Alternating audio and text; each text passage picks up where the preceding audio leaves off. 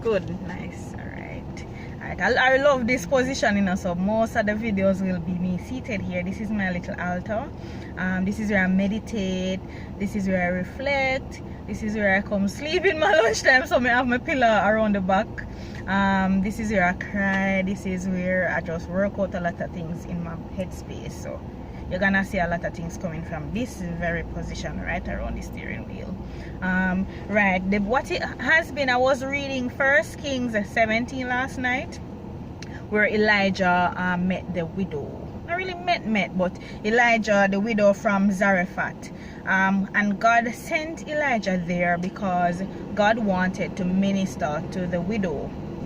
So Elijah was basically on the outskirts of that area, and the widow came out to look some sticks so she can go home to use the last bit of flour that she had and the little tubs of oil. And her plan was she and her son, she had a son, she and her son was gonna go eat it and then just wait for death. And there are a lot of times in our life we just believe that we hit rock bottom. This is the last, I'm gonna just do this last thing and this is it, I'm gonna give up. But I'm gonna show you how God will send who he needs to send and work whatever miracle in your life to show you that that is not the end. Anyway, so Elijah saw her gathering the sticks, and Elijah said, "Miss, can you give me some water to drink? And while you're getting the water for me to drink, can you bring me something to eat?" So the lady in her head say, "With all due respect, you know, I can't get the water for you, but the God knows, say, me really not have it for give." And there are a lot of times in our life, even when we have enough, we find it hard to give some, much less we have the last and to give it to somebody else. I believe that was a very hard decision for the lady to make, especially considering that she have a son to feed as well. So Elijah is convincing her, saying, the same God you talked about a while ago, he will supply all your needs. He will ensure that your basket will never be empty. He will ensure that you will always have the oil. It will be replenished because he's faithful like that. Anyway, so the lady was convinced and she went ahead and made meal, the first meal, the only meal that she basically had, and brought it to Elijah. And interestingly, as you would expect, her basket never ran empty and she always had oil to cook. So everything was all right and they might eat.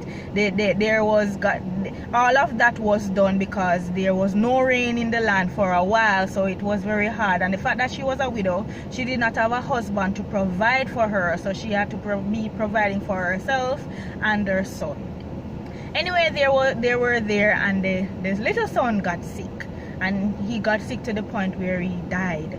And the lady, at the time, people believe that whenever evil happen, or even if you're left-handed, or if you have epilepsy, or if you have anything that is abnormal, it is because of your sin or something like that. So the son died, and the lady cussed Elijah now and said, "What kind of cross is this you bring upon me? Why you bring back my sin?" Because she believed that was because of her sin that killed her child. But Elijah is saying it's not your sin or anything. And Elijah was so disturbed and brought the son to his upper room and was saying, seriously God, man, after me come and the lady give away everything she have and you take her one little son, because in those days the husbands would provide for the women or the sons. So the lady basically wait on this son now to grow up so that he can start providing for her, because she lost her husband already. So Elijah ball out, man, about 3 times. I cry out to God and I said, "No, man, no, God, man, it's like you can't do this to she." You understand? And he cried out, and God heard his cry, and God brought back life to the little boy. And there are many times in our life we believe we have some really dead situation. You know, when you hit rock bottom, you're done, you write off yourself, people write you off, you're just in a state of desperation, you're hopeless. I'm just reminding us that God will send who he needs to send to bring back hope into your life. He will send who he needs to send to give you that sense of belonging, and to know that you don't just come here to just come and die so. you are here to serve a purpose. So God used that situation to minister, because it was humanly impossible to raise the dead. So God used that situation to kind of witness to the lady. So there are times when we're gonna go through some very difficult times, and it is only because God wants to work through that situation to increase our faith, or for us to even have faith in Him to begin with. So don't see your bad situation, or if you're right off and you're hopeless, that your sin or your salt or so on. People always say them salt, everything they salt with, sometimes they make some wrong decisions. Anyway, that is not the point.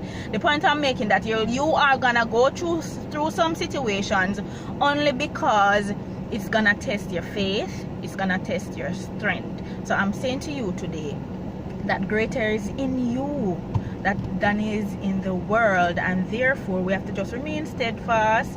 Everything and anything is possible with God. So there are times many things just look impossible, and no good can come out of this situation, and worse this ever be. Sometimes you're sick so till you don't think you can't sick anymore. It's like the worst you ever be.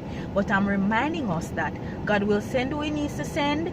God will come Himself, and based on sometimes what you read and so on, you will get a little hope here, or get a little situation, and your life just turn around just like that, because God is faithful and He is very just. So He will give you definitely what you want. So that is a message for us, to just remain in your dead situations, just remain faithful in your dead. Your marriages may be broken, persons in school, you probably just a fail, you give everything, but you just a fail, and you wonder outcomes. I'm just reminding us that just remain faithful in God. You understand? Don't live in this world, because nothing good not gonna come out of this. Everything what you see, the material, is just gonna fade away. So just remain steadfast in God, and He always, He won already, so the victory is ours. So I'm just reminding you to claim your victory. It is yours already. So don't give in when the devil just throw things in your way. God is testing your faith. So just push through and hold through. That's it for today.